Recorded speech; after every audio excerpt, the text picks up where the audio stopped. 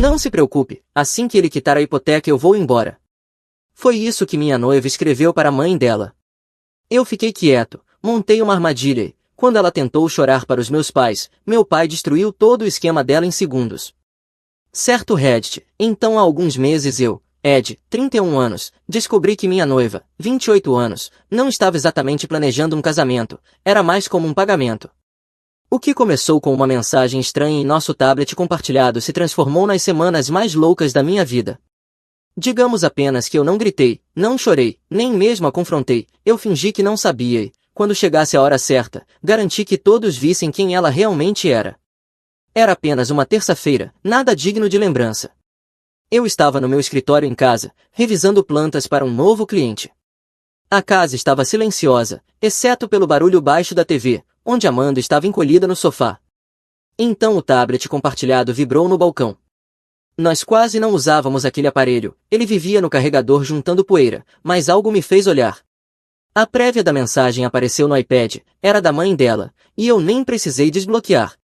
Lia-se, alguma sorte em fazer ele falar sobre a hipoteca? Era da mãe dela. Eu franzi a testa. Hipoteca? Aquilo não fazia sentido. Amanda não tinha propriedade, minha casa era minha, quitada, escritura em meu nome muito antes dela se mudar. Então, que hipoteca era essa de que falavam? Antes que eu pudesse processar, outra mensagem apareceu. Amanda havia acabado de responder, ainda não, ele está evitando, mas não se preocupe, vou conseguir que ele concorde antes do casamento. Assim que ele quitar, eu vou embora. Eu apenas fiquei olhando. Você já leu algo tão direto que o cérebro se recusa a processar? As palavras estavam em inglês, mas não faziam sentido algum. Foi exatamente isso que senti. Li uma vez, duas, três, o mesmo resultado. Sem erro de digitação, sem piada, sem mal-entendido. Amanda e a mãe estavam tramando para me fazer pagar a hipoteca da família e depois ela me largaria. A primeira onda foi de pura raiva, aquela raiva que estreita sua visão. Eu quis esmagar o tablet, entrar na sala e gritar com ela ali mesmo. Pensar que ela estava a poucos metros, rindo de alguma comédia, enquanto planejava me arruinar financeiramente, fez meu sangue ferver. Mas então algo aconteceu, como se alguém tivesse apertado um interruptor. Meu coração desacelerou, minhas mãos pararam de tremer e uma calma fria tomou conta. Não sei explicar, apenas posso dizer que nunca estive tão calmo na vida. Porque aqui está a verdade, você grita e esperneia quando ainda quer consertar algo, mas aquilo não valia a pena ser consertado. Não era uma briga, já estava morto. O que restava agora era demolição, e demolição exige precisão. Peguei meu celular, tirei uma foto da tela bloqueada e enviei direto para meu e-mail. Depois tranquei o tablet e o coloquei de volta no balcão, como se nada tivesse acontecido. Meu rosto estava firme, minha voz também. Por dentro, porém, cada engrenagem na minha cabeça girava. Fui até a cozinha e servi um copo de água. Amanda levantou os olhos do sofá. Ei, amor, você está quieto, está tudo bem. Apenas pensei em um projeto, respondi casual, com a voz normal até para mim. Ela sorriu e voltou ao programa, completamente alheia ao fato de que eu havia visto a única mensagem que desmoronava o pequeno mundo dela. Naquela noite, deitei ao lado dela. Ela rolava o Instagram, ria de memes, inclinava-se de vez em quando para beijar minha bochecha, como se nada tivesse mudado. E eu fingi também, respirando de forma controlada, mantendo meu rosto ilegível, mas meu cérebro traçava projetos próprios. Pensei em pequenas coisas que antes não faziam sentido, o jeito como ela falava dos pais e do estresse com a casa deles, como se quisesse que eu perguntasse mais, os comentários sobre como uma parceria forte significa compartilhar tudo, as piadas de que ela realmente tinha ganho na loteria comigo. Eu deixava passar, mas agora percebia que não eram aleatórios. Eram peças de um quebra-cabeça que eu nem sabia que estava montando. E aquela frase da mensagem, assim que ele quitar eu vou embora, dizia tudo o que eu precisava. Não havia talvez, não havia hesitação, não era piada, nem comentário de momento. Era um plano, frio, direto. Amanda achava que era esperta, que estava jogando xadrez enquanto eu estava ocupado enfeitando o tabuleiro. Mas o que ela não sabia é que eu já tinha visto o jogo inteiro exposto em um único movimento. Cada esquema, cada truque, cada objetivo final. E eu não iria confrontá-la, não ainda. A confrontação daria tempo para ela chorar de mentira, inventar uma história, talvez até me manipular para duvidar de mim mesmo. Eu não daria essa chance. Eu faria do meu jeito, limpo, preciso, definitivo. Na hora em que apaguei a luz, já sabia disso, eu não era mais o noivo dela. Esse papel morreu no momento em que vi aquela mensagem. Daquele ponto em diante, eu era o problema que ela não viu chegando.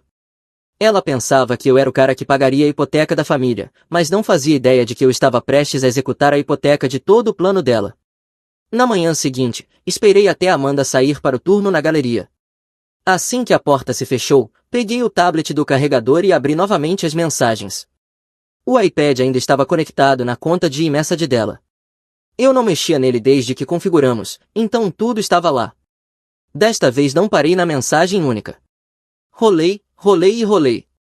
Era como ler o roteiro de um filme de golpe, onde eu fazia o papel do idiota. Meses de trocas entre ela e a mãe, sem nem tentarem ser discretas. A mãe dizia, ele ganha bem, é estável, é isso que você precisava, agora é hora de garantir a casa. Amanda respondia, ele não gosta de falar de hipoteca, sempre diz que não é problema dele.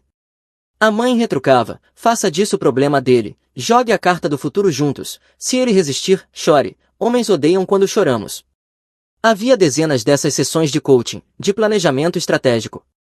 Eu quase podia vê-las inclinadas sobre o telefone, rindo como se estivessem fazendo 11 homens e um segredo numa sala de estar suburbana. A pior parte eram as respostas de Amanda. Ela não hesitava, não estava em conflito. Ela estava 100% dentro. Ele está tão focado no casamento agora que eu mal preciso me esforçar, ele só acena com a cabeça e concorda. Às vezes quase me sinto mal, ele é na verdade um cara bom. A mãe respondeu, não se sinta mal, sinta-se esperta. Isso é sobre o seu futuro, não o dele. Então veio a parte que me fez recostar na cadeira e rir, não porque fosse engraçado, mas porque era patético. E depois que ele quitar, não vai parecer suspeito se eu for embora logo. A mãe disse, fique por 1 ano, faça parecer normal, depois diga que está infeliz. Até lá a hipoteca acabou, você está livre. 1 ano. Elas realmente estavam agendando quanto tempo ela fingiria ser minha esposa antes de ir embora. Continuei rolando. Amanda se gabava do quanto eu já cobria, ele paga por tudo, a casa, o seguro do carro, as férias. Meu salário é só para mim. É como ter rodinhas de treino até eu estar livre. Essa doeu diferente, porque era verdade. Eu carregava o peso enquanto ela passeava, e mesmo assim ainda achava que era ela quem estava ganhando. Comecei a tirar capturas de tela de cada linha condenatória, mandei para meu e-mail, fiz backup em uma pasta na nuvem, salvei em um pendrive por precaução. Se ela algum dia tentasse inverter, eu queria provas suficientes para enterrá-la 6 palmos abaixo de uma montanha de palavras dela mesma. Quando Amanda chegou em casa naquela noite, eu já tinha todo o golpe dela arquivado em 3 lugares diferentes. Ela entrou com uma sacola de comida para a viagem e me beijou como se nada tivesse acontecido. Trouxe sua comida favorita, disse alegre. Eu sorri de volta, agradeci, mas por dentro estava catalogando cada sorriso falso, cada toque casual. Ela achava que estava conduzindo o golpe, não percebia que o Ed já tinha invertido o roteiro. No dia seguinte liguei para Frank, meu advogado. Ele é um sujeito à moda antiga, sem firulas, do tipo que usa o mesmo terno cinza em todas as reuniões e não desperdiça palavras. Expliquei a situação e mostrei as capturas de tela. Ele rolou devagar, sobrancelhas erguidas, depois largou o tablet e olhou direto nos meus olhos. Ela não tem nenhuma reivindicação legal sobre nada. A casa é sua, a empresa é sua. A única vulnerabilidade que você tem é se pagar voluntariamente essa hipoteca. Você assina um cheque e pronto, acabou. É isso que elas querem. E se eu não pagar? Perguntei. Então ela não leva nada. Sai apenas com as roupas que estão no seu armário. Mas ele se inclinou. Se você quer acabar com isso limpo, precisa deixá-la pensar que ainda está ganhando. Se a confrontar agora, ela só vai negar e enrolar. Deixe acreditar que está prestes a lucrar, é aí que você puxa o tapete. Esse conselho ficou comigo. Eu sou o arquiteto, sei sobre timing. Você não derruba um prédio no meio do projeto, você espera até os andames estarem montados, as paredes erguidas, tudo de pé, então coloca as cargas nos pontos exatos de fraqueza e derruba em um colapso limpo. Saí do escritório dele mais certo do que nunca. O plano não era discutir, o plano não era gritar, o plano era fazê-la acreditar que o assalto estava funcionando até o momento em que eu garantisse que todos vissem quem ela realmente era. Naquela noite Amanda voltou falando sobre um esquema de cores que queria para os convites do casamento. Eu assenti, fingi interesse, até brinquei sobre fontes. Ela sorriu, encostou no meu ombro e rolou o Pinterest como se nada no mundo dela estivesse errado. Não fazia ideia de que o roteiro dela estava em 3 dispositivos diferentes, não fazia ideia de que eu já tinha mostrado todo o plano para um advogado, não fazia ideia de que cada passo mais perto da linha de chegada era um passo que eu a deixava dar de propósito. Quando adormeceu no sofá, eu já sabia exatamente como seriam as próximas semanas. Amanda achava que estava prestes a garantir o futuro da família, o que ela não percebia era que eu já estava construindo a fundação da queda dela. O truque agora era paciência. Eu não podia simplesmente explodir com ela, isso lhe daria vantagem, ela viraria para lágrimas falsas, me chamaria de controlador, talvez até corresse para os pais chorando que eu havia entendido errado. Não, eu precisava que ela acreditasse que o plano ainda estava vivo, precisava que se sentisse confortável, confiante demais. Então comecei a interpretar meu papel. Alguns dias depois estávamos fazendo jantar juntos. Ela cortava legumes, eu estava no fogão fingindo focar na panela e suspirei alto bastante para ela notar. "O que foi?" perguntou com aquele tom doce e inocente que usava quando queria algo. Balancei a cabeça, mantive casual, tenho pensado muito na hipoteca dos seus pais, em nós, em como seria começar a vida de casados com esse peso sobre tudo. Nem precisei olhar para saber que os olhos dela se iluminaram. Ela largou a faca na tábua, agarrou meu braço e disse, "Você tem pensado nisso?" A voz pingava de falsa esperança, como se tivesse ensaiado. "Sim", respondi. "Não quero que isso nos siga no casamento, não parece certo. Quero que comecemos limpos, sabe, como uma equipe." Os olhos dela se encheram de lágrimas imediatamente. Se eu não soubesse que era fraude, talvez acreditasse. Ela me abraçou, enterrando o rosto no meu peito como se fosse o momento que sonhou. "Você é o homem mais generoso que já conheci", sussurrou. Generoso, certo. Essa palavra ficou na minha cabeça como uma fruta podre. Ela não via generosidade, ela via um pagamento assim que se afastasse. Agarrou o celular e correu para o corredor.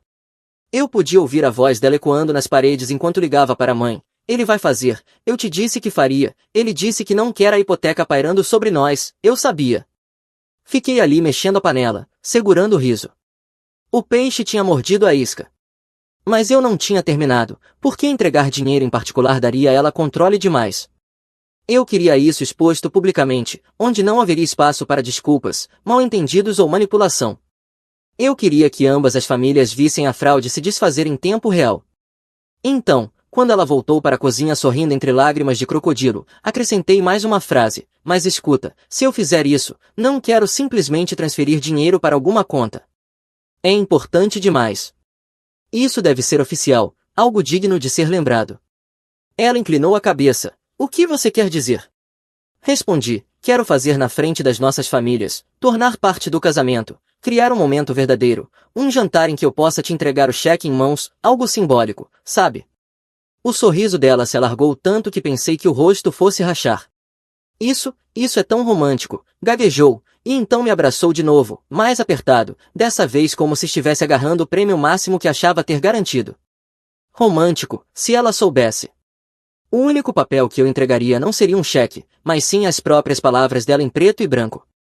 Naquela noite passou 1 hora ao telefone com a mãe, andando pelo corredor e rindo, "Ele quer tornar oficial, é ainda melhor do que pensamos." Eu fiquei na sala, fazendo anotações silenciosas de cada palavra. Na semana seguinte preparei o palco. Primeiro liguei de novo para Frank. "Ela acha que vou pagar a hipoteca", disse. "Ótimo", ele respondeu, "quanto mais ela acreditar, mais dura será a queda." Então reservei uma sala privada em um dos melhores restaurantes da cidade, do tipo em que a equipe lembra o seu nome e as cadeiras são mais pesadas que os sofás da maioria das pessoas. Amanda achava que tinha sido ideia dela, claro, um jantar em família, é perfeito, todos vão ver que homem você é. Sim, eles iam ver. Enquanto ela se animava escolhendo roupas e falando sobre como os pais finalmente se sentiriam seguros, eu silenciosamente contratava uma empresa de mudanças para empacotar os pertences dela na mesma noite do jantar. Frank já havia confirmado que ela não estava no contrato nem na escritura, então eu tinha todo o direito de mandar as coisas dela embora. Os carregadores documentaram tudo, fotografaram cada caixa e entregaram diretamente no endereço dos pais dela. Cada sapato, cada suéter, cada tralha espalhada pela minha casa estaria na porta antiga antes da sobremesa. Também troquei os códigos do sistema de segurança, apaguei a digital dela na fechadura inteligente, desativei o controle da garagem. Quando o jantar terminasse, ela já estaria trancada para fora permanentemente. Não tinha a menor ideia. Pensava que estava prestes a vencer. Começou a ser extra carinhosa, cozinhando o jantar, coisa que nunca fazia, rindo das minhas piadas um pouco demais, atuando o papel de noiva perfeita. Teria sido insultante se não fosse tão transparente. Mas deixei que interpretasse. Assenti nos momentos certos, segurei sua mão, beijei sua testa. Enquanto isso, eu afiava a faca. Na véspera do jantar, ela se sentou de pernas cruzadas no sofá, rolando vestidos no celular. Não consigo decidir o que vestir amanhã, disse. É uma noite tão importante. Vai com o azul, respondi. Você fica incrível nele. Ela sorriu, você é tão doce. Sorri de volta. Doce? Não exatamente. Estratégico? Absolutamente. Porque na noite seguinte, naquele vestido azul perfeito, ela teria tudo o que pediu, só que não da forma que esperava. E a melhor parte era que seria ela quem me entregaria o palco. Na noite do jantar entrei no restaurante como se fosse uma reunião que eu já tinha ganho. Sala privada, mesa redonda, luz baixa, toalhas de linho branco. Amanda estava radiante, praticamente brilhando. A mãe usava aquele sorriso presunçoso como se tivesse orquestrado uma fusão em Wall Street. O pai parecia feliz, mas confuso, como sempre. Meus pais estavam apenas orgulhosos, conversando sobre o casamento. Todos achavam que seria uma grande noite de união familiar. Eles não estavam errados, era união, só não do tipo que Amanda imaginava. Depois das entradas, Amanda apertou minha mão, ainda não consigo acreditar que você vai fazer isso, sussurrou, a voz trêmula, como se eu fosse entregar a chave do mundo. Você merece, respondi suavemente. E eu queria dizer isso, só que não no sentido que ela pensava. Ela merecia o que estava por vir. Assim que o prato principal foi retirado, levantei-me com a taça na mão. A sala silenciou, todos os olhos em mim. Antes de tudo, obrigado a todos por estarem aqui esta noite, comecei calmo, voz firme, como se tivesse ensaiado 100 vezes. Estamos aqui para celebrar um novo capítulo. E eu queria fazer algo especial para Amanda, então preparei uma pequena apresentação de slides para ela, apenas uma forma de lembrar nossa trajetória juntos. Amanda cobriu a boca com as mãos, olhos arregalados. A mãe se inclinou e sussurrou algo para ela, sorrindo. Minha mãe sorriu para mim, emocionada com o gesto. O garçom abaixou as luzes e a TV da sala privada se acendeu. Uma música suave de piano tocava enquanto as primeiras fotos apareciam, eu e Amanda na praia rindo, uma selfie da nossa viagem a Chicago, uma foto dela exibindo o anel, só sorrisos, só memórias. O rosto de Amanda se iluminou, meu Deus, sussurrou. A mãe enxugava os olhos como se estivesse assistindo ao clímax de um filme romântico. Deixei rolar por uns 2 minutos, casal feliz, boas lembranças, a preparação perfeita. Então, quando todos estavam relaxados, a tela escureceu, a música parou e, em letras enormes com data e hora, surgiu, ainda não, ele está evitando, mas não se preocupe, vou fazer ele concordar antes do casamento, assim que ele quitar eu vou embora. A sala ficou em silêncio mortal, dava para ouvir os talheres sendo largados, aquele silêncio que faz o ouvido zumbir. O sorriso de Amanda congelou, o rosto da mãe perdeu a cor, meu pai se inclinou, semi-cerrando os olhos para a tela. O próximo slide apareceu, com as instruções da mãe, não seja agressiva, faça parecer sobre o futuro, chore se precisar, ele vai ceder. Então a resposta de Amanda, ele está tão distraído com o casamento, momento perfeito. As palavras ficaram na tela tempo suficiente para todos lerem. Depois o próximo slide, e o próximo. Um a um, cada pedaço feio do plano delas enchia a sala, o plano de fingir por 1 ano, a ostentação de que eu pagava tudo, as mensagens arrogantes sobre como era fácil me manipular. Cada slide batia mais forte que o anterior. O rosto do pai de Amanda passou de confusão para horror enquanto a realidade caía. Minha mãe levou a mão à boca sussurrando, meu Deus, baixinho. Meu pai ficou imóvel, olhos fixos na tela, como se lesse um contrato que já tinha decidido rasgar. Amanda entrou em pânico. Ed, desliga isso, não é justo, é privado.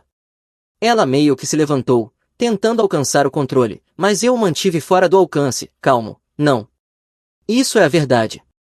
A mãe tentou interferir, está fora de contexto, o próximo slide cortou suas palavras, suas próprias frases em letras grandes. Não se sinta mal, sinta-se esperta. Isso é sobre o seu futuro, não o dele. Ela afundou na cadeira, sem fala. O slide final surgiu, o que começou tudo. Assim que ele quitar eu vou embora. A tela apagou, as luzes acenderam. Todos os olhos na sala estavam sobre Amanda. Ela ficou paralisada, rosto pálido, rímel borrado. Coloquei meu copo na mesa e olhei ao redor. Isso não era um casamento, disse calmo, firme, era um golpe. Muito bem planejado, eu reconheço, mas não bem o suficiente. Amanda desabou em lágrimas. Não, não é o que parece, eu posso explicar. Eu a cortei. Você já explicou, com suas próprias palavras, slide após slide. O pai dela virou-se para a mãe, rosto escuro. Marta, o que você fez? Ela abriu a boca, mas nenhuma palavra saiu.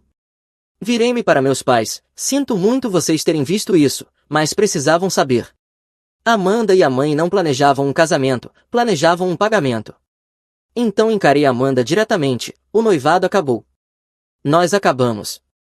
A única coisa que você vai levar para casa hoje é a apresentação na sua cabeça. Fiz sinal ao garçom, a tela foi recolhida, as luzes voltaram por completo. Meus pais e eu nos levantamos. Amanda estendeu a mão, chorando. Ed, por favor, você não pode fazer isso. Afastei-me. Não, Amanda, você não pode fazer isso. Você tentou me usar como banco pessoal da sua família. Achou que tinha encontrado alguém bondoso demais, cego demais, fraco demais para perceber. Estava errada. Com isso, assenti para meus pais. Vamos. Saímos, deixando Amanda caída na cadeira, a mãe olhando para a mesa, o pai com a cabeça nas mãos. A última coisa que ouvi quando a porta se fechou foi a voz de Amanda quebrando. Ele arruinou tudo. E ela estava certa, eu tinha arruinado, só não da forma que ela imaginava. As consequências começaram antes mesmo de eu chegar em casa do restaurante. Meu celular não parou de vibrar durante todo o trajeto, chamadas perdidas, mensagens, caixas de voz acumulando. As primeiras eram chorosas. Ed, por favor, foi um mal-entendido, você não sabe a história completa. Na quinta mensagem de voz já tinha mudado para raiva. Como você pôde me humilhar na frente dos meus pais? Você tem ideia do que fez? Eu não respondi, nem ouvi mais do que 10 segundos de cada recado. Quando cheguei em casa, os carregadores já tinham retirado as coisas dela. Cada caixa estava a caminho da casa dos pais. O closet, a maquiagem, as tralhas da faculdade de arte, tudo sumido. As fechaduras da casa tinham sido trocadas enquanto jantávamos e eu já havia apagado os códigos de acesso da garagem e do alarme. Ela ainda não sabia, mas quando tentasse voltar depois, não encontraria nada. Na manhã seguinte, minha caixa de entrada parecia spam de golpista. Ela tinha enviado 30 e-mails durante a noite, alguns implorando, outros ameaçando, outros me culpando por arruinar o futuro dela. Era até engraçado, essa garota achava que tinha direito ao meu dinheiro e, quando o caixa eletrônico fechou, toda a personalidade dela desmoronou. Perto do meio-dia, eu estava no escritório revisando projetos para um cliente quando a recepcionista chamou na linha. Ed, tem uma situação no saguão. Saí, e lá estava Amanda, rímel borrado, cabelo bagunçado, andando de um lado para o outro em frente à recepção como se fosse dona do prédio. No segundo em que me viu, ela avançou. Você não pode fazer isso comigo, gritou alto o suficiente para metade do escritório ouvir. Você me envergonhou na frente de todo mundo, você me deve uma chance de explicar. Levantei a mão, calmo, controlado. Amanda, aqui é meu local de trabalho, você está fazendo um escândalo. Você acha que é tão esperto? Não é, ela disparou. Mostrando aquelas mensagens como se significassem alguma coisa. Foi minha mãe, ela que me empurrou para isso. Você sabe que eu te amo. Atrás dela, 2 dos meus gerentes de projeto espiavam pela porta, de olhos arregalados.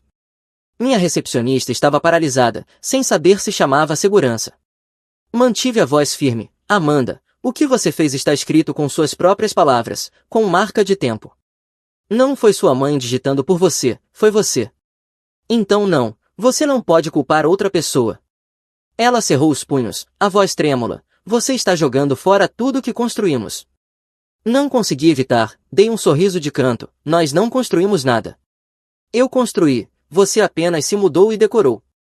O rosto dela se contorceu e por um instante pensei que ela realmente fosse me bater. Em vez disso, caiu em lágrimas de novo e despencou em uma das cadeiras do saguão. Você não entende, meus pais estão furiosos, meu pai mal fala comigo, não tenho para onde ir. Isso parece um problema seu, respondi frio. E só para deixar claro, você não pode estar aqui. Se não sair agora, vou chamar a segurança para te escoltar. E se voltar, vou pedir uma ordem de restrição. Isso chamou a atenção dela. Levantou-se, me encarando através das lágrimas. Você vai se arrepender disso, Ed, acha que é tão perfeito, mas vai acabar sozinho. Ninguém vai te amar como eu amei. Olhei direto nos olhos dela, ótimo. Ela saiu furiosa, batendo a porta de vidro com tanta força que a recepcionista pulou da cadeira. Virei-me para a mesa, lembra do que conversamos. Se ela aparecer de novo, chame a segurança primeiro. Dessa vez, apenas fiz sinal para deixarem passar. A notícia do surto se espalhou pelo escritório. Até o fim do dia minha equipe tentou agir com naturalidade, mas percebi os sorrisos. Honestamente, não me importei. Melhor que me vissem lidar com calma do que ouvirem rumores. Naquela noite, mais mensagens. Dessa vez ela mudou de estratégia. Ed, por favor, nós podemos superar isso. Minha mãe é quem queria a coisa da hipoteca. Não eu só estava, não sei, estava confusa. 5 minutos depois, se você não me ligar, vou para a casa dos seus pais. Eles me amam, vão fazer você me ouvir.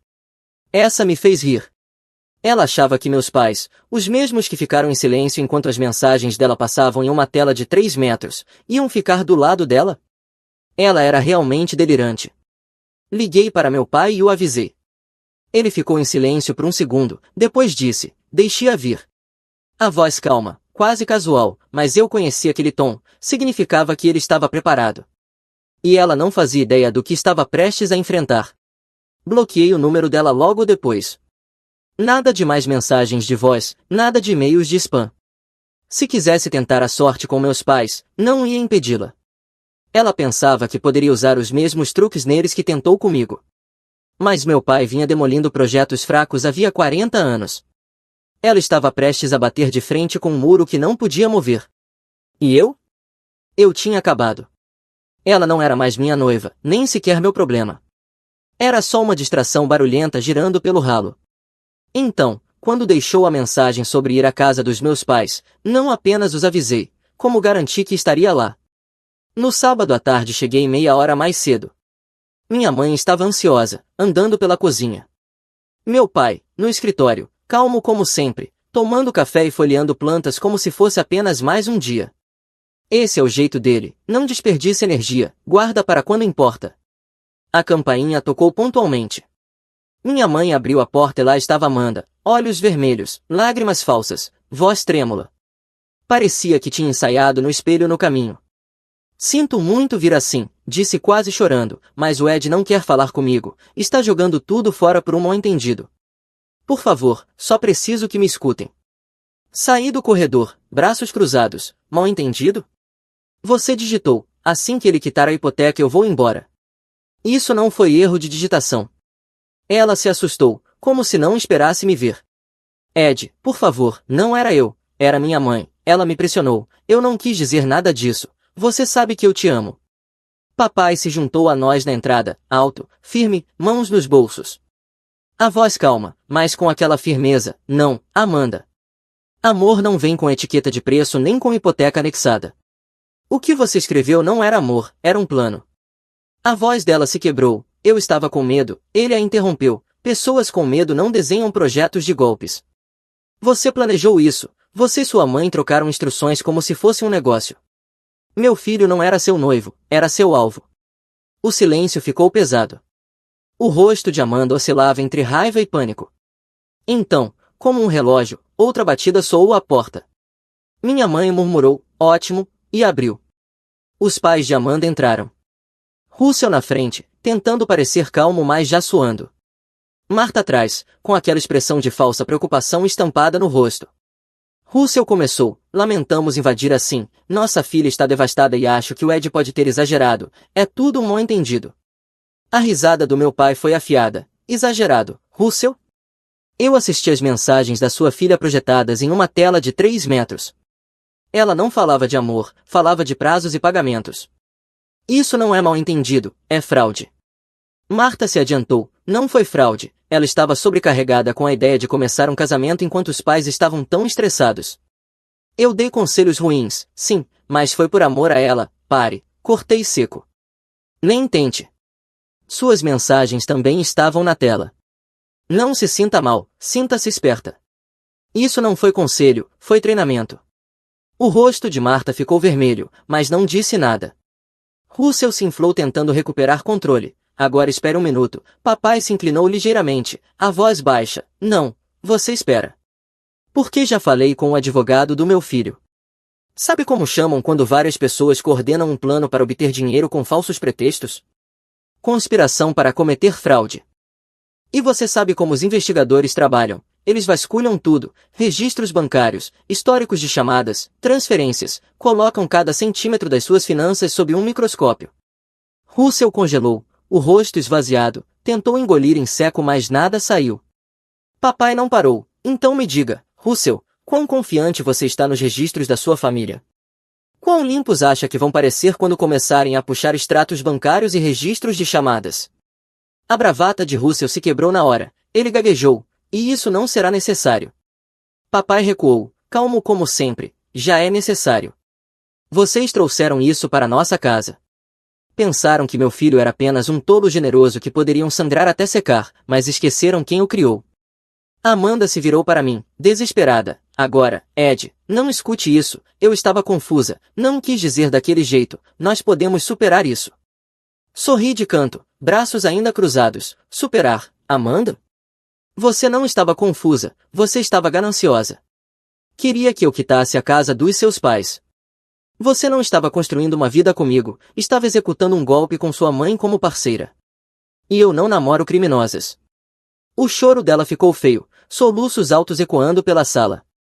A voz do meu pai cortou pela última vez, você veio aqui em busca de simpatia, não vai encontrar. O noivado acabou, o relacionamento acabou. Se você ou seus pais tentarem contatar o Ed novamente, vamos entrar com um pedido de restrição. Essa é sua realidade agora. Mamãe cruzou os braços, a voz gelada, saiam, todos vocês, agora. E assim acabou. Eles saíram humilhados, resmungando entre si. Antes mesmo de chegarem à calçada, ouvi Russell gritando com Marta, Marta culpando de volta, Amanda soluçando como se o mundo tivesse desmoronado. A porta se fechou, silêncio. Papai se virou para mim, calmo e firme, o terreno está limpo. Assenti, demolição completa. E foi exatamente isso, limpa, precisa, nada ficou de pé. As consequências não demoraram. No domingo à tarde, os rumores já circulavam pela família estendida de Amanda. Um dos meus amigos, que trabalhava na mesma galeria que ela, me mandou mensagem, cara, ela apareceu hoje como um furacão, chorando, gritando, dizendo que você arruinou a vida dela. Parece que tentou convencer o chefe a adiantar o pagamento porque não tinha onde morar. Soiler, ele disse não. As coisas dela estavam em caixas na porta dos pais, exatamente como eu arrumei. E aí é que ficou bom, Russell, o pai, se recusou a levar para dentro. Disse ela claramente que estava cansado de bancar o drama. Amanda ficou no meio da entrada, gritando com os dois, enquanto metade dos vizinhos espiava pelas cortinas. Na segunda-feira recebi a atualização da minha mãe, eles estão se devorando vivos, disse.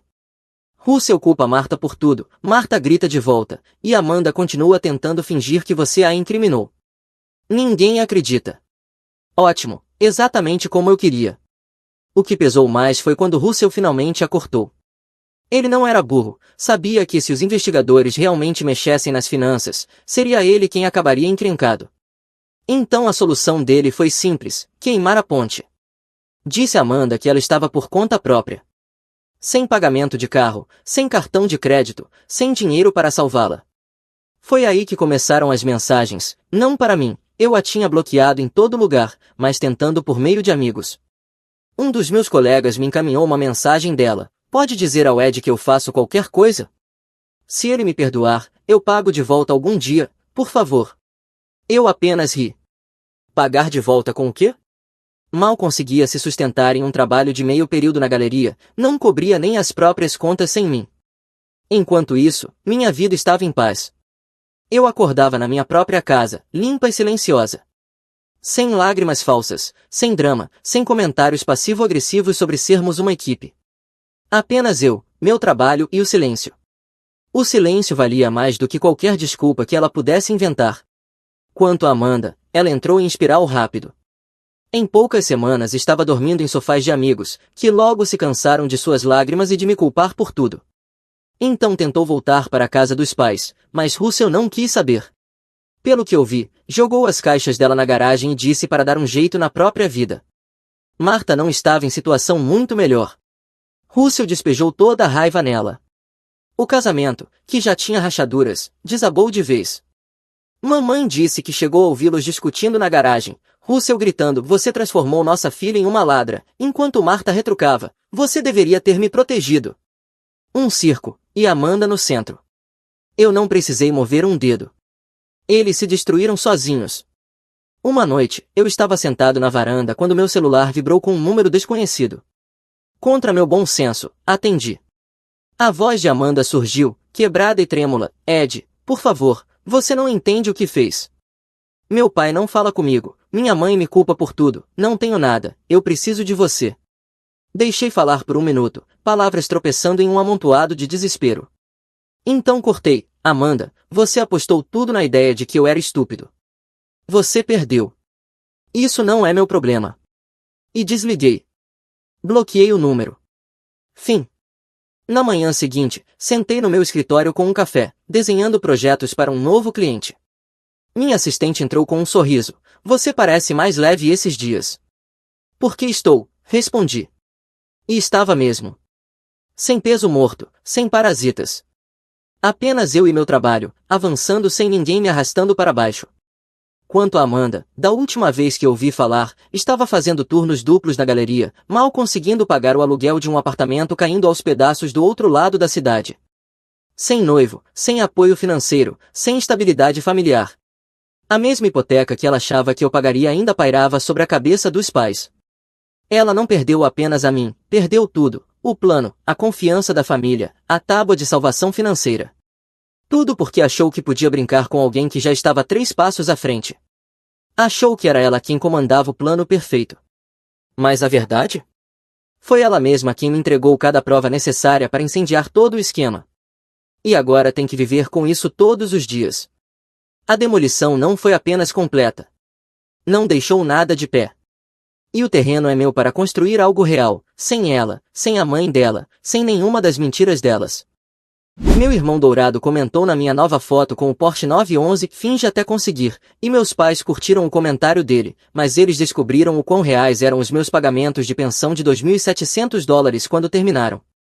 Certo, Reddit, preciso tirar isso do peito, porque o último mês foi absolutamente insano. Eu, 32 anos, homem, tenho lidado com a síndrome do filho dourado a vida inteira. Meu irmão Jake tem 34, e honestamente, o cara provavelmente poderia incendiar um orfanato e meus pais arranjariam um jeito de culpar os fósforos. Deixe-me pintar uma cena de quão bagunçada foi a minha infância. Quando eu tinha 7 anos e Jake tinha 9, nós dois participamos da mesma feira de ciências. Passei semanas construindo um vulcão que realmente funcionava, acertei perfeitamente a reação química, fiz um cartaz detalhado sobre formações geológicas e até memorizei um discurso inteiro sobre placas tectônicas. Jake juntou um pouco de bicarbonato de sódio e vinagre na noite anterior com a ajuda da minha mãe. Adivinha quem recebeu a ovação de pé no jantar? Jake, por quê? E cito meu pai: "Jake mostra uma curiosidade científica tão natural." O meu projeto do vulcão recebeu um aceno educado e um "isso é bom, campeão." Essa foi basicamente a história da nossa infância. Jake podia fazer o mínimo e receber elogios enquanto eu me matava para ter um reconhecimento básico. A feira de ciências não foi um incidente isolado. Quando eu estava na 4ª série, ensinei a mim mesmo a tocar violão assistindo vídeos no YouTube e praticando horas todos os dias depois da escola. Meus dedos estavam em carne viva por causa das cordas, mas eu estava determinado. Aprendi uma música inteira do Green Day e fiquei tão orgulhoso quando finalmente toquei perfeitamente. Quando toquei para meus pais, meu pai disse: "Isso está alto", e voltou a assistir TV. 2 semanas depois, Jake pegou meu violão, dedilhou alguns acordes aleatórios que soaram horríveis e minha mãe imediatamente começou a falar sobre sua habilidade musical natural e como talvez devêssemos pagar aulas para ele. Aulas que eu vinha pedindo desde que comecei a tocar, mas como Jake teve a ideia plantada na cabeça, de repente tudo era sobre nutrir o lado artístico dele. O padrão continuou durante o ensino médio. Jake era razoável no futebol americano, não um ótimo, mas razoável, entrou no time titular como reserva. Enquanto isso eu estava no clube de robótica, na sociedade de honra, tinha um trabalho de meio período na loja de ferragens local e mantinha uma média de 3,8. Todas as noites de sexta-feira eram sobre ir aos jogos de Jake para vê-lo sentado no banco, enquanto nossos pais torciam como se ele fosse o Tom Brady. Minhas competições de robótica? Desculpe, campeão, estamos ocupados nesse fim de semana. Lembro-me de uma competição específica em que nossa equipe chegou à final estadual. Eu era o programador principal e passei meses trabalhando no código que controlava os movimentos do nosso robô. Ficamos em terceiro lugar entre mais de 200 equipes, uma enorme conquista para nossa escola. Estava tão animado para contar aos meus pais quando cheguei em casa, mas eles estavam tendo uma discussão elaborada sobre o desempenho de Jake no jogo do Homecoming, onde ele tinha jogado por exatamente 4 minutos. Isso é ótimo, querido, disse minha mãe quando tentei interromper com minhas notícias. Jake, conta para ele sobre aquele bloqueio que você fez no terceiro quarto. Jake lançou uma história detalhada sobre uma jogada em que basicamente só ficou no lugar certo enquanto outra pessoa fazia todo o trabalho e meus pais prestaram atenção em cada palavra como se ele tivesse vencido o Super Bowl. Minha conquista em nível estadual recebeu apenas um aceno distraído. A faculdade foi onde as coisas realmente ficaram ridículas. Jake foi para a universidade estadual pago pelos meus pais, trocou de curso 3 vezes, levou 6 anos para se formar com um diploma em comunicação e ainda deu festas lendárias. Eu fui primeiro para a faculdade comunitária para economizar dinheiro, depois transferi para uma boa universidade de 4 anos, trabalhei à noite em um armazém para pagar meus estudos e me formei em 4 anos com um diploma em engenharia elétrica. O contraste em como nossas trajetórias educacionais foram tratadas era gritante. Todo semestre Jake voltava para casa com histórias sobre como seus professores não entendiam sua visão criativa ou como o curso era inferior a alguém com seu intelecto. Meus pais balançavam a cabeça com simpatia e falavam sobre como o sistema educacional não foi feito para pensadores inovadores como Jake. Enquanto isso eu trabalhava 40 horas por semana no armazém, cursava uma carga horária completa e mantinha uma média de 3,7 em um dos cursos mais exigentes da escola. Quando entrei para a lista do reitor 3 semestres seguidos, a reação foi isso é bom, mas não deixe subir a cabeça. Quando Jake mal conseguiu uma média de 2,3 em um semestre, a reação foi notas não medem inteligência, veja todas as pessoas bem-sucedidas que foram maus alunos. A festa de formatura de Jake foi este enorme evento com buffet, decoração, metade do bairro convidado, havia uma faixa, fotografia profissional e até um slideshow de sua jornada pela faculdade que de alguma forma fez 6 anos e 3 mudanças de curso parecerem prova de seu caráter multifacetado. Minha formatura foi um jantar no Applebee's com ele checando o celular o tempo todo. Desculpe, Jake está tendo dificuldades na primeira entrevista de emprego, ele está nervoso. Pois, deve ser difícil ter tudo entregue de bandeja. Depois da faculdade, consegui um bom emprego em uma empresa de contratos elétricos, nada glamouroso mas trabalho sólido com bons benefícios. O dono, um senhor chamado Frank, me acolheu e me ensinou tudo sobre o lado comercial do trabalho elétrico. Aprendi a ler plantas, estimar trabalhos, gerenciar materiais, lidar com inspetores, todas as coisas que não ensinam na escola. Jake pulava de emprego em marketing, geralmente durando uns 8 meses antes de se entediar ou entrar em conflito com a gerência. Cada vez que ele se demitia havia uma reunião de família sobre como o mercado de trabalho estava difícil e como pessoas criativas como Jake precisavam de tempo para encontrar a oportunidade certa. Não eram situações de demissão, Jake simplesmente decidia que estava acima do trabalho ou que seu chefe não apreciava suas ideias.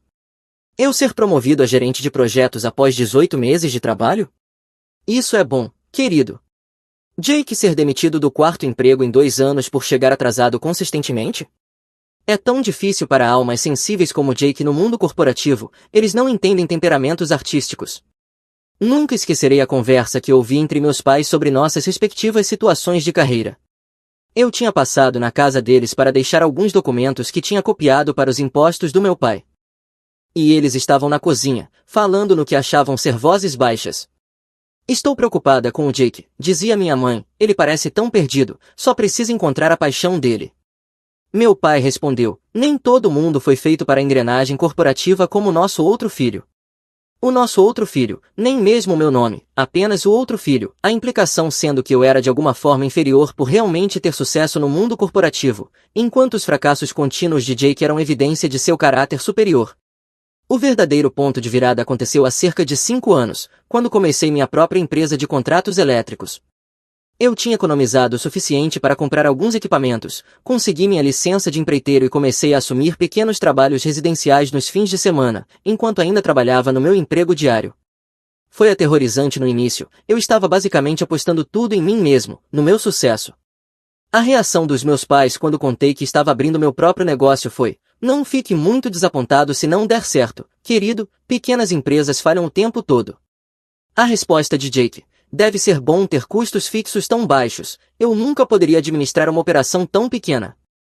Custos fixos baixos, como se fosse um insulto. Sim, eu estava administrando de forma enxuta, trabalhando 16 horas por dia, fazendo tudo, desde orçamentos até puxar fios e cuidar da contabilidade, mas eu estava construindo algo. Cada cliente satisfeito era uma indicação, cada trabalho bem feito era reputação no banco. Aqueles primeiros 6 meses foram brutais. Eu trabalhava no meu emprego regular das 7 às 4, depois corria para os canteiros de obras até escurecer, então voltava para casa para fazer papelada até a meia-noite. Os fins de semana eram completamente consumidos pelo trabalho, perdi 20 quilos devido ao estresse e por não me alimentar regularmente, minha vida social desapareceu completamente, mas valeu a pena quando consegui meu primeiro grande trabalho: refazer toda a fiação de um prédio de escritórios no centro. O projeto valia mais do que eu havia ganhado em 6 meses no meu emprego regular, e abriu portas para mais trabalhos comerciais. Eu finalmente estava ganhando o suficiente para considerar dedicar-me em tempo integral ao meu negócio. Enquanto isso, Jake tinha voltado a morar com nossos pais temporariamente, enquanto se organizava. Temporariamente acabou sendo 3 anos, 3 anos dormindo no quarto de infância, comendo a comida da mamãe e perseguindo vários projetos de paixão que nunca iam a lugar nenhum. Durante esse tempo, eu estava expandindo meu negócio de forma constante. Comecei só comigo mesmo, depois contratei meu primeiro funcionário, um jovem chamado Marcos que tinha acabado de sair da escola técnica, depois trouxe outro eletricista, um homem mais velho com 20 anos de experiência que tinha sido demitido de uma empresa maior. Estávamos conseguindo trabalhos comerciais maiores, desenvolvendo uma reputação por trabalho de qualidade e preços justos. Eu estava reinvestindo tudo de volta na empresa, melhores equipamentos, mais veículos, aumentando nossa capacidade. Mas aqui está a coisa sobre a dinâmica familiar: elas são como concreto, uma vez que endurecem, são quase impossíveis de mudar. Aos olhos dos meus pais, eu ainda era o irmão mais novo esforçado que trabalhava demais, e Jake ainda era o gênio criativo que só precisava da oportunidade certa. As dinâmicas ficaram ainda mais estranhas quando Jake finalmente se mudou e conseguiu seu próprio apartamento. De repente, todo jantar de família era sobre como era difícil para Jake se ajustar a viver sozinho, como o aluguel era caro, como o mundo corporativo não apreciava seus talentos. Eu estava sentado lá, tendo acabado de assinar o contrato do meu primeiro escritório de verdade, contratado meu 5º funcionário e comprado meu 2º caminhão de trabalho, mas de alguma forma a luta de Jake para se tornar adulto aos 31 era o principal tópico de conversa.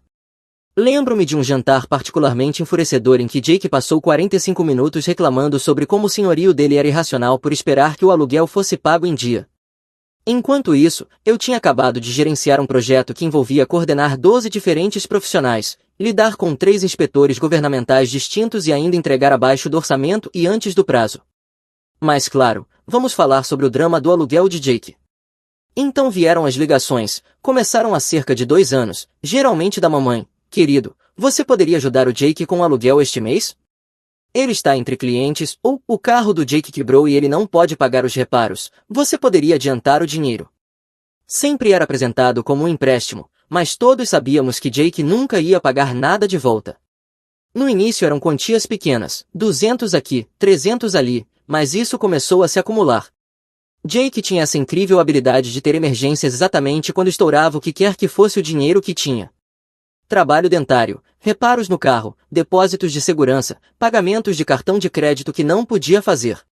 Meus pais me ligavam porque não podiam ajudá-lo financeiramente, mas de alguma forma eu podia. Os pedidos foram ficando mais frequentes e maiores com o tempo, o que começou como empréstimos ocasionais e pequenos virou uma expectativa mensal.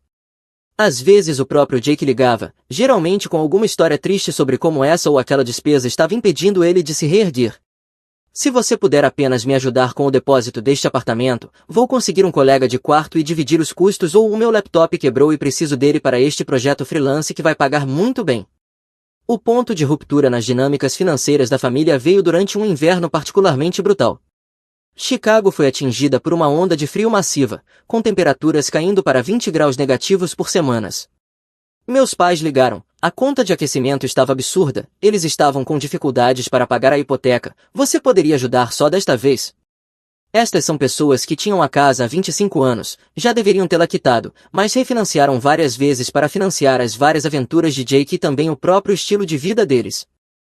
Acabei pagando a conta de aquecimento deles, $800. Depois no mês seguinte precisaram de ajuda com mantimentos. O seguro do carro aumentou e estavam sem dinheiro. Depois veio o imposto de propriedade e não tinham economizado o suficiente. Antes que eu percebesse, eu estava basicamente subsidiando toda a casa deles na quantia de cerca de $2.700 por mês. $2.700 todos os meses para pessoas que constantemente me diziam que eu deveria ser mais realista com minhas expectativas e não me achar demais. A parte mais louca é que eles nunca pediam diretamente, sempre era apresentado como uma situação de emergência onde eu era o único que podia ajudar. Jake estava sempre passando por um momento difícil, ou prestes a conseguir um grande contrato, ou lidando com alguns problemas pessoais, enquanto eu silenciosamente mantinha as luzes acesas e a hipoteca em dia. O que tornava pior era a forma como eles falavam sobre dinheiro perto de mim. Meu pai reclamava de como tudo estava ficando caro, como era difícil viver com renda fixa, como os jovens de hoje não entendiam o valor de $1. Isso enquanto eu literalmente pagava as compras e as contas deles. Minha mãe fazia comentários sobre pessoas que ostentavam dinheiro e como era importante ser humilde e não se achar demais, isso enquanto depositava os cheques que eu escrevia para manter a casa funcionando. E eles ainda se perguntavam por que eu não aparecia mais tanto nos jantares de domingo. Mas a empresa continuava crescendo, começamos a pegar contratos comerciais maiores, fizemos alguns trabalhos para o condado, até conseguimos alguns projetos industriais.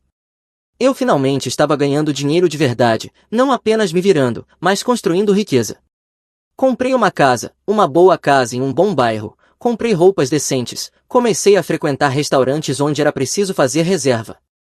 Uma das maiores oportunidades veio quando fomos contratados para fazer o trabalho elétrico de um novo centro comercial. O empreiteiro geral tinha ouvido falar de nós por boca a boca e nos deu uma chance em um projeto que valia mais do que eu tinha ganho nos meus 2 primeiros anos combinados. Nós mandamos bem, entregamos no prazo, abaixo do orçamento, sem chamadas de retorno ou problemas. Isso levou a mais trabalhos com o mesmo empreiteiro e, de repente, éramos a equipe elétrica de confiança para os projetos deles. Mas eu mantive tudo discreto com a família. A experiência me ensinara que qualquer sucesso meu era de alguma forma uma ameaça à narrativa deles sobre Jake ser o especial. Então eu ia para os eventos de família com meu caminhão de trabalho, me vestia de forma simples, não falava muito sobre negócios, deixava eles pensarem que eu estava apenas me virando como todo mundo. Isso mudou há 3 meses, quando fiz a maior compra da minha vida, um Porsche 911. E não qualquer 911, um Carrera 4S na cor vermelho Guards com todas as opções que eu queria. Eu sonhava com esse carro desde criança, tinha um pôster de um na parede do quarto enquanto crescia e finalmente eu podia pagar por ele. A decisão de comprar não foi impulsiva, eu estava planejando essa compra há mais de um ano, economizando especificamente para isso, testei provavelmente uma dúzia de carros diferentes, comparei opções, negociei com 3 concessionárias diferentes. Quando finalmente encontrei o carro exato que queria pelo preço que estava disposto a pagar, foi como a culminação de tudo pelo que trabalhei. O dia em que retirei o carro da concessionária foi incrível, tudo nele era perfeito, o som do motor, a forma como as marchas engatavam, os olhares que recebia nos semáforos, senti que tinha conseguido, sabe? Todos aqueles anos de 18 horas por dia, dormindo no sofá do escritório e escolhendo trabalho em vez de vida social tinham levado a esse momento. Eu estava tão feliz que fiz algo que normalmente nunca faço, publiquei nas redes sociais, tirei uma foto do carro na entrada da minha casa com as chaves na mão e um sorriso enorme no rosto. A legenda era simples: sonhos se tornam realidade, trabalho duro compensa. A resposta da maioria das pessoas foi incrível, ex-colegas me parabenizando, clientes comentando que eu merecia, amigos querendo dar uma volta. Foi bom finalmente compartilhar algo positivo, deixar as pessoas saberem que a empresa estava indo bem. Então Jake comentou: finge até conseguir, irmãozinho, 3 palavras e um emoji rindo que cortaram toda a minha felicidade. E como uma torção de faca, vi que a mamãe tinha curtido o comentário, depois o papai também curtiu. Meus próprios pais curtiram um comentário chamando minha maior conquista de falsa. Fiquei olhando para o celular por uns 20 minutos só processando o que tinha acontecido. Lá estava eu, compartilhando o momento mais orgulhoso da minha vida profissional, e a resposta da minha família foi zombar disso, não me parabenizar, não perguntar sobre a empresa, não demonstrar nenhum interesse em como eu podia pagar um carro desses, apenas assumir que era falso e me humilhar publicamente por ter a audácia de compartilhar meu sucesso. Os comentários continuaram chegando também. Jake adicionou outro: deve ser bom brincar de faz de conta. Mamãe comentou com um emoji de carinha preocupada e querido: espero que você esteja sendo responsável com o seu dinheiro. Papai entrou com lembre-se filho, o orgulho vem antes da queda. Outros membros da família começaram a se juntar. Meu tio comentou: espero que você não esteja vivendo acima das suas possibilidades, garotão. Um primo compartilhou o mesmo sentimento de preocupação. Era como se todos tivessem decidido coletivamente que a única maneira de eu conseguir pagar por esse carro era através de decisões financeiras irresponsáveis. Eu deletei a postagem, sentei no meu lindo carro novo na entrada da minha casa e deletei a postagem porque a minha própria família tinha transformado aquilo em uma sessão de humilhação. Naquela noite, Jake me ligou: ei mano, desculpa se meu comentário pareceu duro, só estou preocupado que você esteja vivendo acima das suas possibilidades. Esse carro deve ser tipo 2.000 por mês em parcelas, certo?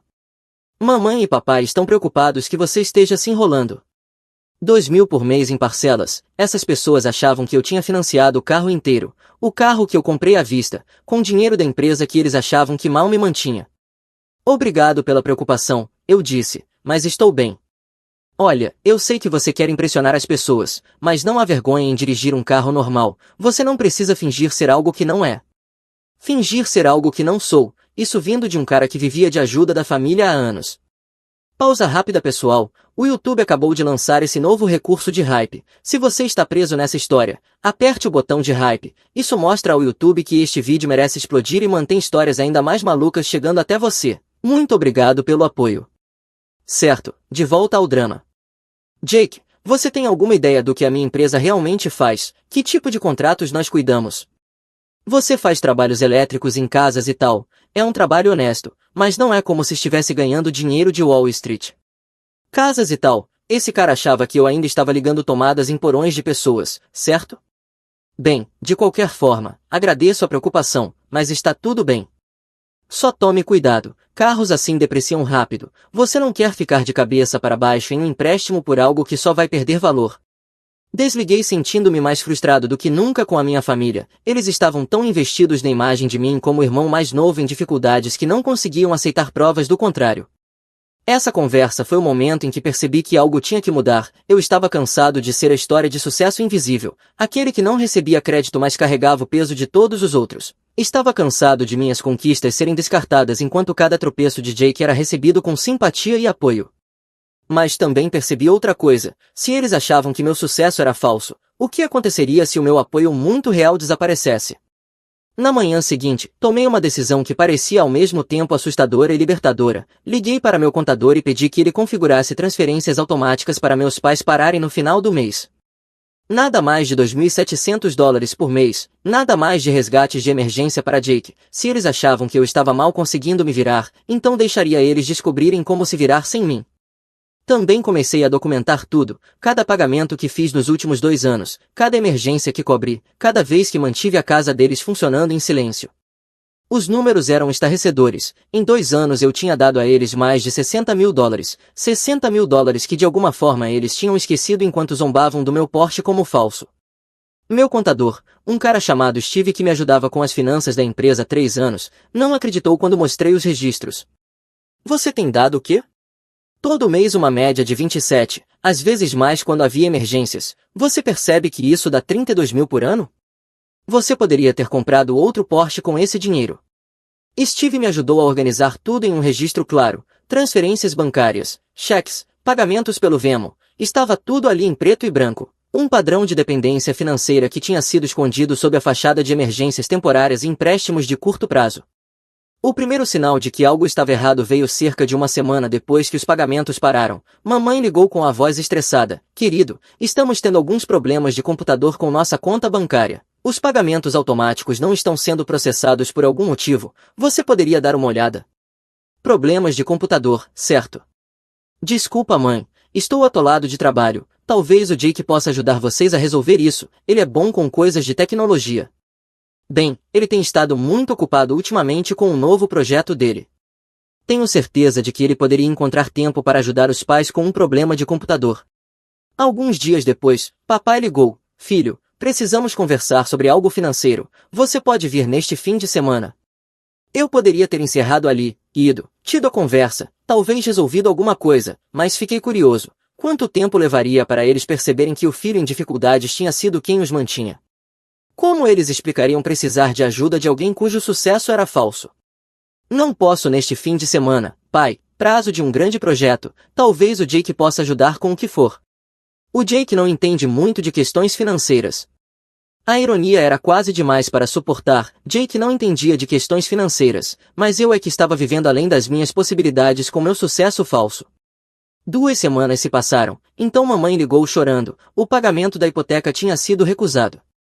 O banco estava enviando notificações, eles não entendiam o que estava acontecendo, se eu poderia ajudá-los a descobrir.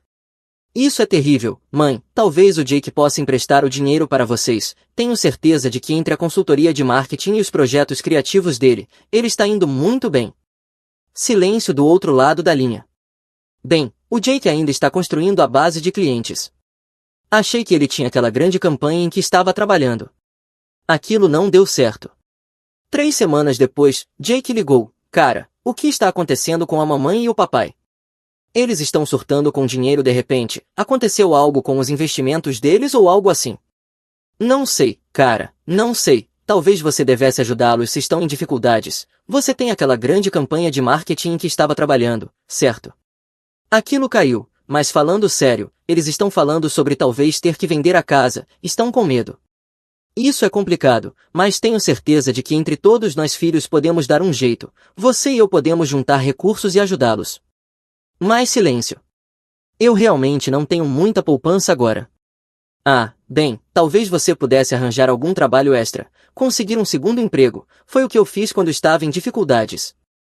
O paralelo não passou despercebido para ele, ele passou anos tratando minha ajuda financeira como garantida, enquanto descartava meu sucesso como falso. Agora que pediam a ele para contribuir, de repente a realidade da situação estava ficando clara. 1 mês depois que os pagamentos pararam, recebi uma ligação do papai às 11 horas da noite, ele soava derrotado de uma forma que eu nunca tinha ouvido antes. Filho, precisamos de ajuda, a empresa da hipoteca está iniciando o processo de execução, nossos cartões de crédito estão no limite, estamos prestes a perder a casa, eu sei que você não tem muito, mas qualquer coisa que puder nos dar. Era isso, o momento da verdade. Pai, preciso te perguntar uma coisa primeiro, você se lembra do comentário do Jake no meu post do Facebook sobre o Porsche ser falso? O que, filho, esse não é o momento para drama de rede social, estamos prestes a perder nossa casa. E você curtiu aquele comentário, você e a mamãe os dois curtiram. Ele ficou quieto por um longo momento. Nós nos preocupamos com você vivendo além das suas possibilidades. Vivendo além das minhas possibilidades, pai? Você tem alguma ideia do que minhas possibilidades realmente são? Você faz trabalho elétrico, é um trabalho honesto, mas não é como se estivesse ganhando uma fortuna. Foi quando eu perdi, não de raiva, mas de riso. O tipo de riso que vem quando algo é tão absurdo que você não consegue processar de outra forma. Pai, nos últimos 2 anos eu tenho dado a você e a mamãe $2.700 por mês, todo mês, $64 mil no total. Do que você está falando? A conta de aquecimento, os pagamentos da hipoteca quando vocês estavam apertados, os impostos da propriedade, o aluguel do Jake, os reparos do carro dele, as compras, os pagamentos de cartão de crédito, tudo isso, fui eu. O silêncio se prolongou tanto que achei que ele tinha desligado. Isso não é possível. Posso te enviar os extratos bancários se quiser, cada transferência, cada pagamento, cada vez que você ligou com uma emergência, meu negócio elétrico em dificuldades tem sustentado vocês por 2 anos. Mas você dirige aquele velho caminhão de trabalho, você não vive como alguém que tem dinheiro. Porque toda vez que consegui alguma coisa nesta família ou foi ignorado ou vocês deram um jeito de tornar isso sobre o Jake, então aprendi a manter meu sucesso para mim mesmo, o que funcionou muito bem quando vocês precisaram de ajuda para pagar as contas, mas aparentemente não tão bem quando quis compartilhar algo que me fazia feliz. Eu podia ouvir ele respirando pesadamente do outro lado da linha. O Porsche, continuei, custou 87 mil dólares. Paguei à vista com dinheiro do meu negócio falso que não faz dinheiro de verdade. Filho, não, pai, chega, você quer saber o que é realmente falso? Fingir se importar com o seu filho só quando precisa de algo dele. O comentário do Jake já foi ruim o bastante, mas você e a mamãe curtirem, aquilo foi vocês me dizendo exatamente como me veem. Não foi assim que quisemos dizer. Foi sim, e tudo bem, mas aqui está a questão, se o meu sucesso é falso, então o meu dinheiro muito real pode ir para outro lugar, os pagamentos da casa, os empréstimos de emergência, tudo acabou. Por favor, você não entende, vamos perder tudo. Talvez vocês devessem ter pensado nisso antes de zombarem publicamente do filho que estava mantendo vocês. Eu desliguei e imediatamente senti essa estranha mistura de alívio e tristeza. Alívio porque finalmente tinha dito o que precisava ser dito, tristeza porque foi necessária uma crise financeira para que eles sequer reconhecessem que eu pudesse ter sucesso. Os dias seguintes foram intensos. Mamãe ligou chorando, pedindo desculpas, dizendo que nunca tinham tido a intenção de me magoar. Jake ligou exigindo saber o que eu estava fazendo com a família. Você não pode simplesmente cortá-los, eles são nossos pais. Como se você estivesse ajudando, Jake. Eu não tenho o dinheiro que você tem. Engraçado como agora você sabe que eu tenho dinheiro. Olha, sinto muito pelo negócio do Facebook, eu estava só brincando, não sabia que você estava realmente indo bem. Você não sabia porque nunca perguntou, nenhum de vocês perguntou, apenas presumiram que eu estava mal conseguindo me virar porque isso se encaixava melhor na narrativa de vocês. Papai ligou e perguntou se podíamos nos encontrar pessoalmente, eu concordei, principalmente porque estava curioso sobre o que ele diria cara a cara. Nos encontramos em um café perto do meu escritório. Papai parecia mais velho do que eu já tinha visto, preocupado de um jeito que me fez sentir mal apesar de tudo. Filho, eu te devo um pedido de desculpas. Deve mesmo. Temos te dado como garantido todos esses anos, achávamos que o Jake precisava de mais apoio porque estava em dificuldades, mas nunca percebemos o quão bem você estava indo porque você nunca fez alarde. Eu fiz alarde sobre o Porsche, olha no que deu. Ele fez uma careta. Aquele comentário, estávamos apenas surpresos, não tínhamos ideia de que você estava indo tão bem, achamos que talvez tivesse tomado uma decisão impulsiva e fosse se arrepender. Pai, a minha empresa fatura cerca de 2 milhões por ano. Eu emprego 12 pessoas, sou dono da minha casa sem hipoteca, tenho mais em poupança do que vocês ganharam juntos nos últimos 5 anos, mas de alguma forma o temperamento artístico do Jake é mais impressionante para vocês do que eu construir algo a partir do nada. Ele ficou olhando para a xícara de café por um longo tempo. Nós erramos, sua mãe e eu, erramos feio, ficamos tão focados em ajudar o Jake a se encontrar que não vimos o quão capaz você tinha se tornado, e definitivamente não percebemos que tinha sido você quem nos manteve à tona. Por 2 anos, pai, 2 anos fingindo que tudo estava bem enquanto eu pagava as suas contas. Por que você não nos contou? Essa era a pergunta de $1 milhão, não era? Por que toda vez que eu conquistei alguma coisa nesta família vocês encontraram um jeito de minimizar, então aprendi a ajudar em silêncio e a ter sucesso em silêncio e a simplesmente aceitar que o Jake era a estrela e eu o coadjuvante, mas acabei com esse papel. O que você quer de nós? Quero que me tratem como filho em vez de caixa eletrônico. Quero que o Jake reconheça que o estilo de vida dele foi subsidiado por todos os outros durante anos. E quero que vocês cuidem das próprias finanças em vez de assumir que eu sempre estarei aqui para resolver. E se fizermos isso? Eu pensei a respeito, apesar de tudo ainda os amava, eles ainda eram meus pais, mas o relacionamento precisava mudar. Então talvez possamos reconstruir isso, mas começa com respeito, respeito de verdade, não apenas quando vocês precisam de algo de mim. Conversamos por mais 1 hora, ele perguntou sobre o negócio, perguntou de verdade pela primeira vez em anos, queria saber como eu o havia feito crescer, quais eram meus planos, como aprendi a gerenciar funcionários e contratos e todas as coisas em que ele nunca tinha mostrado interesse antes. Quando mostrei fotos do nosso último projeto comercial, uma reforma elétrica completa em uma fábrica, os olhos dele se arregalaram. Você fez tudo isso? Minha equipe fez o trabalho, eu projetei o sistema e gerenciei o projeto. Isso é realmente impressionante, filho. Ouvir isso dele finalmente foi melhor do que eu esperava, mas também me fez perceber o quanto eu vinha sentindo falta disso durante todos esses anos, o quanto eu tinha fome daquele reconhecimento. A conversa continuou e pela primeira vez em provavelmente 1 década falamos sobre a minha vida, meus objetivos, meus desafios como empresário. Ele fez perguntas inteligentes sobre fluxo de caixa, gestão de funcionários, custos de seguro, Coisas que mostravam que ele estava realmente ouvindo e tentando entender. Eu não tinha ideia de que era tão complicado, disse ele. Sempre pensei que você só aparecia e fazia o trabalho elétrico. Essa é a parte fácil, pai. A parte difícil é todo o resto. Disputar contratos, gerenciar cronogramas, lidar com fornecedores, garantir que todos sejam pagos em dia. Algumas semanas passo mais tempo em planilhas do que com o trabalho elétrico em si. As dinâmicas familiares ainda estão em processo de ajuste. Jake teve que conseguir um emprego de verdade quando a rede de apoio financeiro da família desmoronou. Acontece que quando ninguém cobre as suas emergências você fica realmente motivado a preveni-las. Ele está trabalhando agora em uma empresa de marketing, na verdade indo bem, e se desculpou pelo comentário no Facebook, disse que estava com inveja e lidando com a própria insegurança por não ter a vida organizada. A conversa de desculpas com Jake foi estranha, mas necessária. Ele apareceu no meu escritório uma tarde, desconfortável de um jeito que eu nunca tinha visto antes. Preciso dizer algumas coisas, ele começou, e preciso que você me deixe terminar antes de responder, ok? Eu assenti. Tenho sido um péssimo irmão, não apenas por causa do Facebook, mas por anos. Tenho vivido às custas do apoio de todos enquanto agia como se fosse melhor do que as pessoas que estavam me ajudando, incluindo você. Ele respirou fundo antes de continuar. Eu não sabia sobre o dinheiro, todo o dinheiro que você vinha dando à mamãe e ao papai. Eu sabia que eles me ajudavam às vezes, mas não sabia de onde vinha. Apenas presumi, não sei o que presumi, que eles tinham mais guardado do que deixavam transparecer. Nunca passou pela sua cabeça perguntar de onde eles tiravam milhares de dólares todo mês quando deveriam viver de uma renda fixa. Não, não passou, porque eu não queria saber. Era mais fácil simplesmente aceitar ajuda e não pensar muito nisso. Pelo menos ele estava sendo honesto.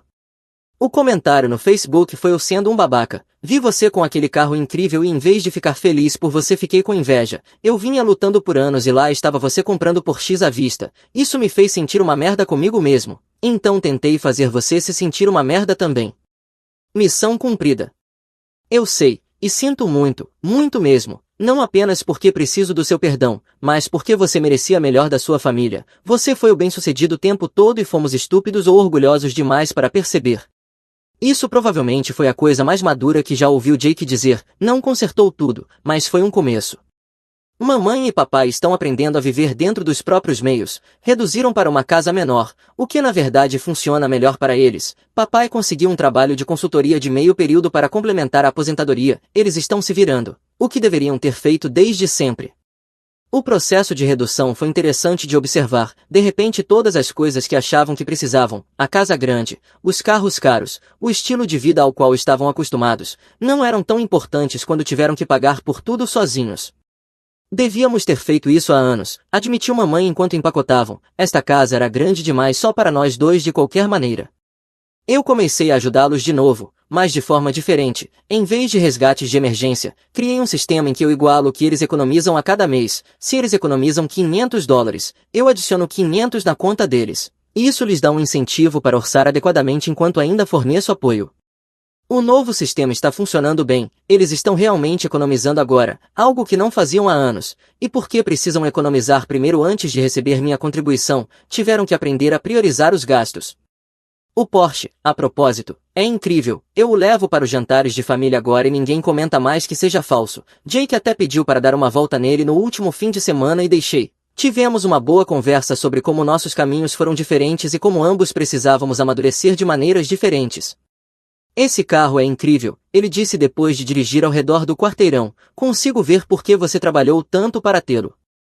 Não é só sobre o carro, Jake, é sobre o que ele representa, liberdade para ter sucesso nos meus próprios termos.